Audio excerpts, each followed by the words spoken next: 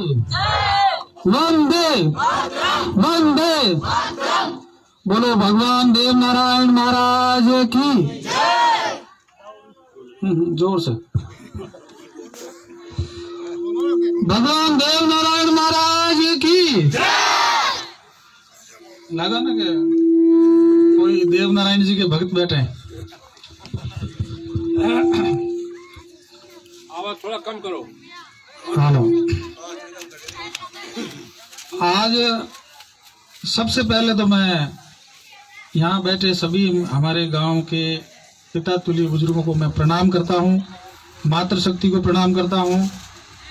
और मेरे साथ आए हमारे संरक्षक माननीय हमारे वरिष्ठ ज्ञानदेव जी अवजा भाई साहब, मेरे साथ में आए प्रदेश उपाध्यक्ष पवन जी भाई साहब, हमारे जिले के जयपुर ग्रामीण के अनीश जी और यहाँ के सरपंच साहब महेंद्र कुमार जी और सभी मेरे युवा साथियों और बच्चों। आज का जो विषय है वो पवन जी ने आपको थोड़ा समझाया, थोड़ा आपको समझ में आया होंगे। कोई नेता आ रहे हैं, क्या मीटिंग है, गांव में रोज रोज लोग आते हैं तो वो कोई वोट मांगने आते हैं या कभी कोई उद्घाटन करने आते हैं। लेकिन आज जो हम आपके बीच में आए हैं वो किसी कोई पार्टी के लिए नहीं आए और कोई किसी मतलब के लिए नहीं आए। पूरी में बात के लिए कोई किसी का मतलब नहीं है, सिर्फ भारत देश के लिए आए, इस तिरंगे झंडे के लिए। और ये आपके सामने भारत माता की तस्वीर है, इसके लिए भगवान देव नारायण के लिए, भगवान राम के लिए आए हम। वर्षों पुराना 400-500 मतलब साल तक लड़ाई लड़ी और राम मंदिर बना। वो राम मंदिर बनाने की जरूरत अपने को क्यों पड़ी, ये सोचने की विचार है। और जो राम मंदिर आज बना, क्या वो भविष्य में सुरक्षित है, क्या पहले सुरक्षित नहीं था, ये अपने को सोचना है। भगवान देव नारायण जी का मंदिर यहाँ सुरक्षित रहेगा, हमारी बहन बेटी यहाँ सुरक्षित रहेगी भारत के अंदर। मैं गांव की बात नहीं कर रहा हूं, मैं पूरे देश भारत की बात कर रहा हूं। हमारे भारत के अंदर हमारे मंदिर सुरक्षित रहेंगे क्या? और पहले सोने की चिड़िया थी, सुरक्षित थे, तो असुरक्षित क्यों हो गए? असुरक्षित इसलिए हो गए, कुछ आक्रांत आए और हमारी धर्म संस्कृति, हमारे धर्म को नष्ट कर दिया, हमारे मंदिर तोड़ दिए और हमारे स्वाभिमान को ठेस पहुंचाया। वो हमारे भारत के नहीं थे, वो भारत में आए और भारत पर उन्होंने कब्जा किया, उन्होंने धर्म परिवर्तन कराया। आज हमारे माननीय संघ प्रचारक इंद्रेश जी भाई साहब एक राष्ट्रीय मुस्लिम मंच में भी काम करते हैं। जो धर्म अभी बैठे हैं गुरुद्दीन जी, जो भटक गए, जिन्होंने हमारे पूर्वजों को धर्म परिवर्तन, मेवात में सब लगभग मीणे और उन्होंने धर्म परिवर्तन कराया, हिंदुओं का मतलब कत्लेआम किया, लाखों के हजार। ऐसे एक उन्होंने आह्वान किया था कि मुझे 1.25 मन शाम को ब्राह्मणों की जनेऊ चाहिए। ये दिन हमारे बुजुर्गों ने देखा। वो कोई मेवात में मीणा मुसलमान ऐसे ही नहीं बन गए, बनाया गया उनको, तोड़ा गया उनको। और अब इस देश के अंदर एक अभियान चल रहा है, जो राष्ट्रवादी विचारधारा के जो नहीं है वो अभियान चला रहे हैं। जो राष्ट्रवादी के विचारधारा के वो तो आपके बीच में बैठे हैं।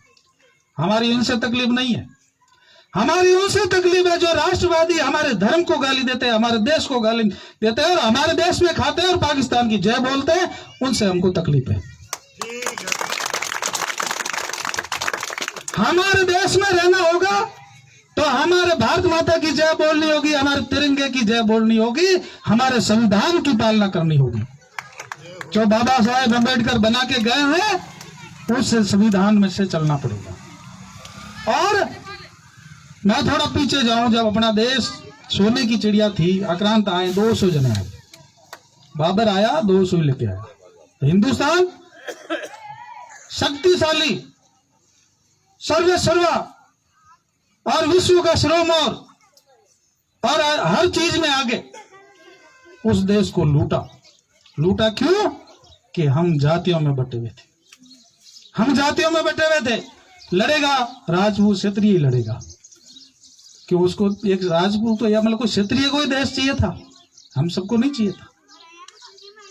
अभी पवन जी हाथ खड़े करा रहे थे कि कितने राजपूत है, कितने जाट है, कितने मीणे, कितने गुर्जर है, सबने हाथ खड़े किए। लेकिन ताकत देखी जब सबके हाथ खड़े हुए कि हिंदू एक है, और यही ताकत उन दूसरे समुदायों में है। चाहे ईसाइयों को ले लो एक है, मुसलमानों को ले लो इस्लाम एक है। ये अभी कुछ वर्षों में धर्म आया, ज्यादा पुराना नहीं है इस्लाम धर्म, लेकिन उन्होंने करीब 60-70 देश बना लिए। क्यों बना लिए?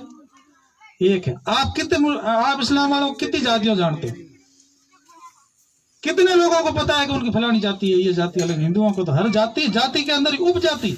जब आप सरपंच का चुनाव लड़ते हो तो ठेठ उप जाति तक पहुंच जाते हो, ठेठ नीचे उप जाति का, ये तो मारो वो है वो है वो है। चौथी कटार बैठ को जो ही वो तो ये समझने वाली बात। आज हम जो आए हैं वो पूरे शुद्ध रूप से भारत माता और भारत और इस तिरंगे के लिए आए। और जब आपको ये समझ में आ जाएगी कि हमारे स्वाभिमान की लड़ाई है, और ये जो आबादी बढ़ रही है, तो आबादी के 2, 4, 5 मैं कारण गिना दूं कि विश्व के अंदर जितने भी देश है, चाहे अमेरिका है, 32 लाख किलो वर्ग मीटर भूमि है, नहीं 32 लाख करोड़ तो उनके 32 करोड़ जनसंख्या, खाली 32 करोड़, और 98 लाख किलोमीटर वर्ग जमीन है। और हिंदुस्तान की 32 लाख किलोमीटर वर्ग जमीन है, और आबादी हमारी 139 करोड़ के आसपास पहुंची, और उनकी अमेरिका की 32 करोड़ भूमि जमीन है, 1 लाख के करोड़ के आसपास। आप जब इस गांव इसमें आज 50 साल पहले देखो, आपके पास जमीनें कितनी थी, आज जमीनें कितनी है? आपके बच्चे के लिए जमीन कितनी रहेगी? बिगो जाए ना, वो क्या खाएगा? शहर में जाओगे तो हमारी बहन बेटी बच्चा सुरक्षित नहीं है। छोटे छोटे जितने भी रोजगार है अपने बच्चा का, जब यहाँ जमीनें खत्म हो गई, पानी पीने का नहीं है, तो अपन शहर में जाएंगे ना, बच्चों को शहर में भेजेंगे ना। और शहर में क्या हुआ है? शहर में ऐसा हो गया कि मुस्लिम समुदाय के 1 के 10 बच्चे, 15 बच्चे, 20 बच्चे, और हिंदुओं के माइनस में। शहर वाले करते नहीं, अब अपन नहीं बंद कर दिया। हिंदुओं के तो माइनस में ही है, लगभग नहीं है। तो आप सोचोगे जनसंख्या नियंत्रण क्यों, भीड़ किसकी बढ़ रही है, आप किसके लिए बिल बना रहे हो? तो ये समझने वाली बात है। छोटे छोटे रोजगार, नाई के, धोबी के, माली के, ड्राइवर के, नौकर के, सब रोजगारों पे कब्जा हो गया। अपने वाला तो करता ही नहीं है काम, नहीं तो नाई का करेगा, ना धोबी का करेगा, ना सुनार का करेगा, ना ड्राइवर का करेगा। और जब आपके बच्चा गांव में है, डॉक्टर बन गया, वो वापस गांव में नहीं आएगा, धंधा स्थापित कर दिया, शहर में बस गया। ज्यादातर 70% लोग गांव के शहर में बैठे, वो नहीं आएंगे। अब उसके ताऊ नहीं, भाई नहीं, चाचा नहीं, मतलब वो तो एक ही 2 ही पैदा, माइनस है ही नहीं। उसकी संपत्ति पे कब्जा कौन करेगा? उसकी संपत्ति पे कब्जा कौन करेगा? वही लोग करेंगे जो उनके आजू बाजू गया, मर्डर हो गया तो गया, खत्म। तो आपका बच्चा सुरक्षित है क्या? आपके रोजगार छिन गए। और एक तो ये रोजगार की, फिर लूटपाट बढ़ेगी, हत्याएं होगी, जो भी हत्याएं गिना रहे थे। ये आपने मनन करने की चीजें हैं, ये हमेशा वोटों के लिए और वैसी चीजों के लिए नहीं है। ये बहुत गंभीर देश का विषय है, और हम इसलिए आपके और पूरे राजस्थान में, पूरे भारत में अभियान चला रहे हैं। इसको जन जागरण कहते हैं, जनता के दिमाग में फिट करना, उनको अपने स्वाभिमान को जगाना, और वो काम हम करने आए हैं, इसलिए आपको बता रहे हैं। अब ये तो एक भ्रष्टाचार, लूट मार, खसोट, ये तो होगी। पानी के लिए लड़ेंगे, शुद्ध हवा नहीं मिलेंगे, जहरीली खेती हो गई, खेतियों के अंदर अपने ज्यादा मतलब दवाइयां डाल के ज्यादा पैदा, कब तक पैदा करते रहोगे? इतनी भयंकर बीमारियां फैल जाएगी, ऐसे ही मर जाएंगे अपन तो इसको। अच्छा, दूसरी बात कि लोकतंत्र में अपने अनबैलेंस्ड होगी। वोट के मामले में भी 8 राज्यों में हिंदू अल्पसंख्यक हो चुके, हिंदू अल्पसंख्यक हो गए 8 राज्यों। वहां हमेशा मतलब सरकार आएगी, वापस अपने राष्ट्रवादी धर्म को मानने वाली, अपने मंदिरों की रक्षा करने वाली सरकार नहीं आएगी। आज आप इस विचारधारा को देख लो, जयपुर के अंदर नगर निगम 2 हुए, जोधपुर के अंदर नगर निगम 2 हुए, एक नगर निगम में शुद्ध रूप से मुस्लिम जीते 31, और आज वो धरना देके बैठ गए, मेयर हमारा बनाओ। मेयर तो मेरे 31 हमारा बनना चाहिए, ये धरना देके बैठ गए। और जिस दिन और वो ज्यादा बैठ गए तो कल बैठेंगे धरना देके मुख्यमंत्री हमारा बनाओ, प्रधानमंत्री हमारा बनाओ। तो फिर इस एक हिंदू राष्ट्र का ही नहीं, मुस्लिम राष्ट्र तो 60-70 है, 60-70 है। हिंदू कहां जाओगे आप लोग, कहां जाओगे? आपके आने वाली औलाद जाएगी कहां? हम लड़ रहे हैं हमारे लिए, हम हमारे हिंदू समाज की बात कर रहे हैं, तो हम स्वाभिमान के साथ कहते हैं कि हम हिंदू हैं ना, हम हमारे देश में हमारे लिए लड़ रहे हैं। हम किसी के लिए नहीं लड़ रहे, हम हिंदुओं के लिए लड़ रहे हैं, हिंदुओं के लिए लड़ रहे हैं, हम अपने आप आने वाली पीढ़ी और संतति के लिए लड़ रहे हैं। तो एक हमने आंकलन किया है, लोकसभा क्षेत्र 2050 तक 300 लोकसभा क्षेत्र में हिंदू अल्पसंख्यक हो जाएंगे, हमारा एमपी नहीं बढ़ेगा। 100 विधानसभा क्षेत्र राजस्थान में हिंदू अल्पसंख्यक हो जाएगा, हमारा एमएलए नहीं बनेगा। जब हमारा एमएलए एमपी नहीं बनेगा तो हमारा मुख्यमंत्री नहीं बनेगा और हमारा प्रधानमंत्री नहीं बनेगा, और जब हमारा प्रधानमंत्री नहीं बनेगा तो ये देवनारायण जी का मंदिर सुरक्षित नहीं रहेगा। ये आपका संस्कृति धर्म जो पहले नष्ट हुई ना, दोबारा हो जाएगी। तो आने वाले 30 साल में हम तो वापस उसी रास्ते पे जा रहे हैं। आज खुश हो रहे हैं मंदिर बना लिया, आज खुश हो रहे हैं कि हमारी ये सब चीजें हो गई, कुछ नहीं है।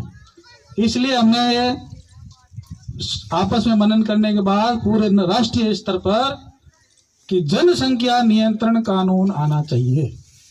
2 से ज्यादा बच्चा अगर कोई पैदा करता है तो उसका वोट अधिकार खत्म होना चाहिए। 2 से ज्यादा पैदा करने वाले बच्चे का वोट अधिकार खत्म हो और सरकारी सुविधाएं खत्म हो। सरकारी सुविधाएं जो मिल रही है ना, एक राशन कार्ड में 50 नाम, पूरे जो आपके टैक्स के पैसे जाते हैं ना वो पूरे हड़प है। सरकारी सुविधाएं जितनी मिलने वाली है, सब्सिडी वगैरह खत्म हो, और तीसरा बच्चा पैदा करने वाले को सजा हो, और चौथा बच्चा करने वाले के लिए 10 साल की सजा हो, सख्त प्रावधान हो, तब जाकर के ये जनसंख्या नियंत्रण कानून अपने लिए फायदेमंद होगा, जब सख्त इनमें शर्तें जुड़ी जाएगी। तो इस तरह से ये पूरा बन चुका है, राष्ट्रीय लेवल पर यह हो गया।